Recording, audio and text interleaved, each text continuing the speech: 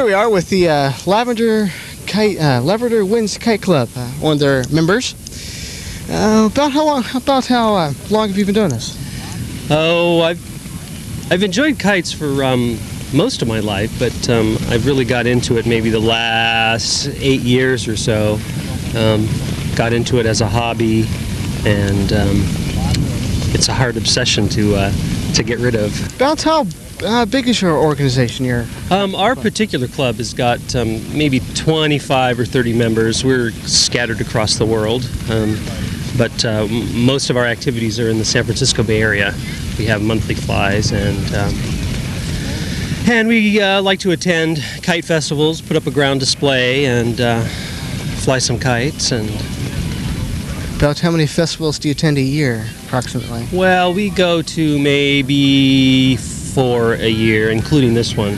Including this one? Yeah. This is an annual thing. About where are the other ones located?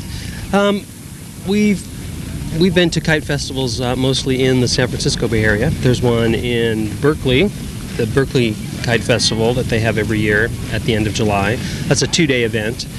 And then there's a wind festival in San Ramon, Wind and Art Festival, which is in the on the east side of the San Francisco Bay.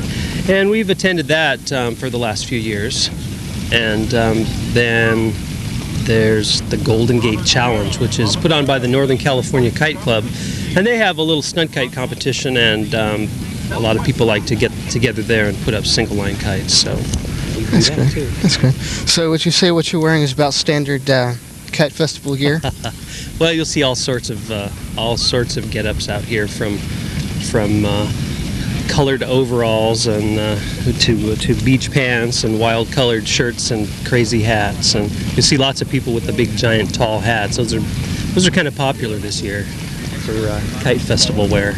That sounds good. That sounds good. Could you tell us a little bit about the type of display showing off right now? Well, we've made a display of a garden. We have some spinning flowers on poles with leaves, and I started with one and thought that a bunch of them would look good together, and so our club has been making them for the last year, making these spinning things, and we have maybe about 20 of them all together, and so we haul them out here and put them up for people to enjoy. So you do hand make these? That's right. Yes. Any other type of kites you guys hand make, or? If you see this one up here, it's flying, that has a rainbow stripes on it. That's a roller kite, and that's one that I also made a few years ago. It's been a while since I made that one. And if you don't hand make these kites, where's a good place to start picking them up at? Well, there's kite shops in a lot of places around. You'll find one in this area. You'll find one in Portland, and there's also a lot of them on the coast, on the Washington coast and also the Oregon coast. So you could probably find one here in Long Beach then. Oh yeah, there's 3 kite shops right in Long Beach. You can pick up all sorts of kites there. All right, sounds good. Sounds real good. Perhaps we can snag you to give us kind of a general idea of the different types of styles that are out here and possibly competitions? Sure. Oh, cool. This crab that's out here, this is a kind of stunt kite. It's this is really the first time I've seen it in person. I've seen pictures of it, but he's got all sorts of lines that he's got hooked together to this kite, and he maneuvers them so to make this crab move like a puppet in the air. If you'd like to, well, this big structure over here, this is wind art that has been put up by a kite maker from Seattle, and they brought their things to sell. They have wind art to sell that they have on the boardwalk, and they came up and put up this display out here. And part of the kite festival is art in the sky and also on the ground. Anything that the wind can blow, and work with the wind to create either an art form or a lifting surface. Sounds good. I've seen occasional signs down here, like this one just on the other side of this lady here, saying no stentors. Yeah, they've got. It would be nice if everybody could just go out and fly whatever kites they wanted, wherever they wanted. But you get too many people, and you get kites that are not. Sometimes stunt kites are not really compatible with single-line kites because they stunt kites are moving all across the sky, and if you're not watching or you're going, then it's very easy to tangle up in single-line kites and even cut them out of the sky. So these signs more of like a safety type thing. Yeah, and for courtesy also. Good example. This big white kite is just out here that we got earlier. Yeah. What's that again? That's a big flow-form kite. It's got some deep cells in it and relatively few bridle lines as compared to some other kites. They have parafoil kites, which are similar, but I don't see any up right now. They have a lot of bridle lines and really small cells inside of them. Now, bridle lines, they're the ones that connect them to the main line? That's right, from the flying line to the kite. Okay. And a lot of kites will have many bridle lines. You can have anywhere from 2 to 4 to 6 and up to 21, like some of these big rectangular kites have.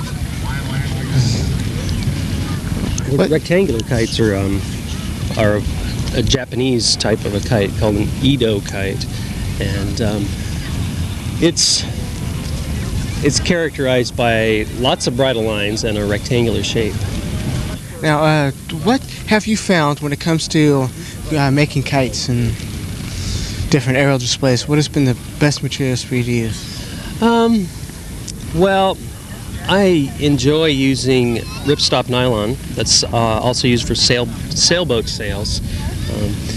There's a lot of newer, more high-priced materials that are out there now. There's polyester fabrics and also carbon framing, and they've got you can get some really expensive materials, but I like the cheaper stuff.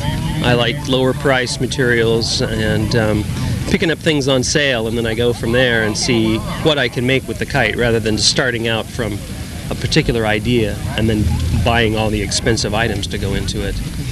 But there's all sorts of, back in the old days, kites were made with sticks and paper, and you can still make kites with that today. And you don't have to spend a whole lot of money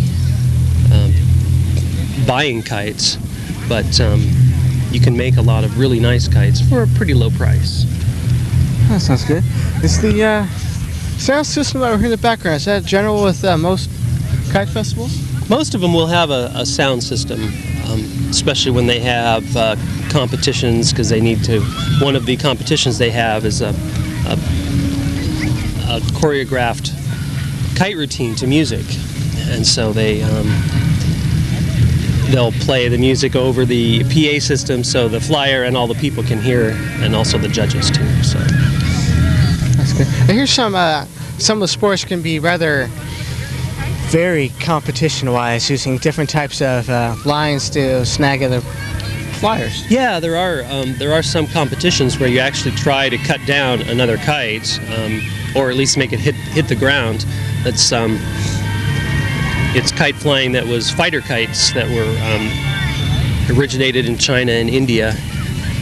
There's small fighter kites, and there's also large fighting kites where they have teams of people that are on the line. You get 4 or 5 people on the line of a kite and run back and forth trying to saw through somebody else's line. It's really it can be kind of fun to watch.